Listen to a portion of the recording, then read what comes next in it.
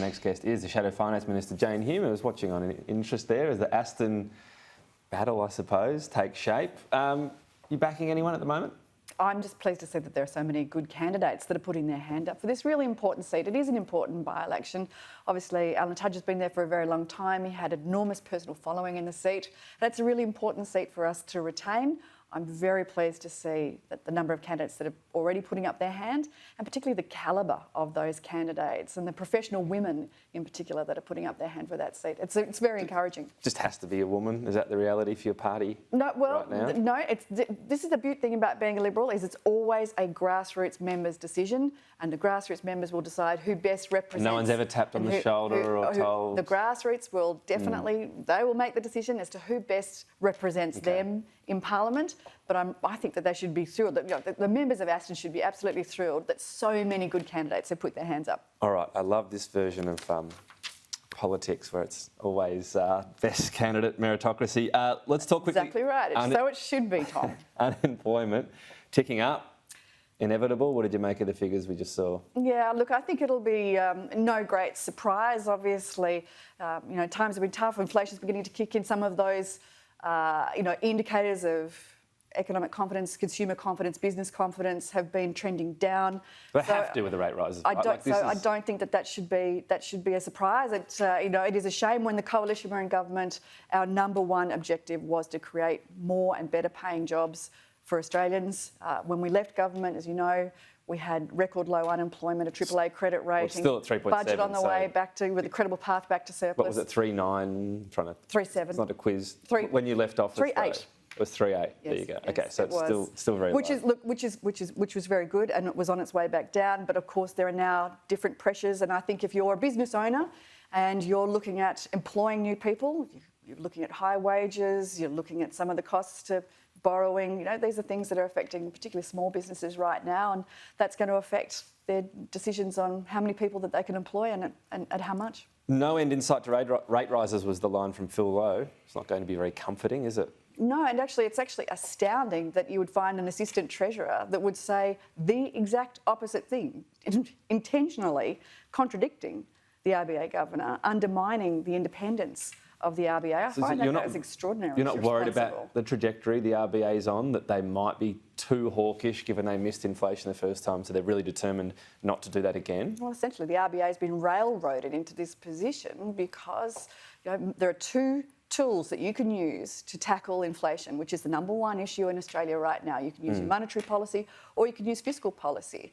But at the moment, monetary policy is being left to do all the heavy lifting because there is no sign of fiscal rectitude. There is no sign that Jim Chalmers is going to rein in spending, bring that budget back to a path to credible surplus, at least balance, which was taken out of the budget entirely in October. There was no line in the budget that said our objective is to bring the budget back into balance for the first time in 30 years. So, of course, with an indication like that, with a signal like that, of course, the RBA is going to have to do all the heavy lifting. It doesn't help if the Assistant Treasurer and other ministers, and I'm not talking backbenchers, I'm talking ministers, are directly contradicting the RBA, Who were the other undermining ministers? them. You know that there are other ministers out there. Ed Husick has made comments, which I think was very unhelpful. In fact, these comments are not just unhelpful, they're downright dangerous. Is there anyone else I'm missing? Well, these are two senior ministers in economic portfolios. Now, I think that is an outrageous slur. So the inflation's this thing, right? The earlier you get it, the better. The Coalition's last budget was held when we knew inflation was already at 3.5%, and that had increased significantly, and we knew it was heading higher. Your last budget had a net $17 billion of additional spending. Was that a mistake? I think the big mistake was the Labor government, new Labor government's promise and commitment and fulfilled commitment to spend an additional $23 billion. And not only that, but have an additional $45 billion of off-balance sheet spending. Fair enough, and you've made that criticism. But what about your last budget? Again, 3.5% was inflation.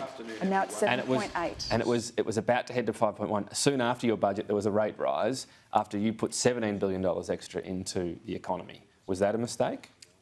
Can I tell you that inflation was not the problem of the coalition government? We had so many things to deal with, and governments have to deal with the problems that they face in the But at that the was a time. problem. 3.1. 3.5. So and we saw all around the rest of the world. target band is Yeah. 2 to 3%. But it had gone from this base of 3.5% is 1. only slightly outside of that band. We had other issues that we were dealing with, but this government has actually intentionally gone further and put the fiscal position of the country in such a position that now the RBA has to do all the hard work. But not only that, then they sheet it's it true, home yeah, but to it's the true that governor of Labor the Reserve Bank. made promises above your budget and spending. We've covered that. You've criticised that. Fair enough. But can't you say in hindsight, where inflation was already, it wasn't, yes, out of control then, but it had spiked massively. It was going to 5.1% at the next quarter. In hindsight, that $17 billion would have been a better idea not to spend that in the economy. Is it fair enough to say that? It was a budget that unfortunately we didn't get to deliver in government. I wish we had have had a chance to deliver that in government, and maybe the inflation outcome would be very different right now. Certainly. But there were some spending measures that were passed from it. Certainly, fiscal and it set the rectitude. bar for here's what we're doing before the election. We're not saving, we're spending. Certainly, fiscal responsibility and rectitude has been a hallmark of coalition governments from time immemorial. Time and time again, you've seen coalition governments coming in and cleaning up the mess that Labor governments have left behind because of this addiction to spending, and you can see it happening already again. Jim Chalmers is already foreshadowing a big structural spending budget, which flies in the face of the message that we were hearing from the Governor of the Reserve Bank just yesterday. He's also said any measures will offset with savings. He's made a lot of big slogans, lots of R's, I'd Well, hang noticed. on, but you're saying here's what he said Rinse ahead of and it. I'm repeat. just pointing that whilst there's some spending outlines, there'll be savings to offset it. That's what we're hearing so far. That's what we're hearing so far. Are they structural savings, or are they just banking some commodity price increases? I would actually genuinely like to commodity see price increases a aren't long-term savings. objective of returning the budget back into Okay. balance, which has been the tradition of budgets for the last 30 years, and somehow was flung aside and disbanded in the October budget, which is no surprise. Jane Hume, we've got to leave it there. We'll talk to you. We usually talk to you each week with your offside. We do. Jenny McAllister. We do. We'll do that next week. Thanks, Tom.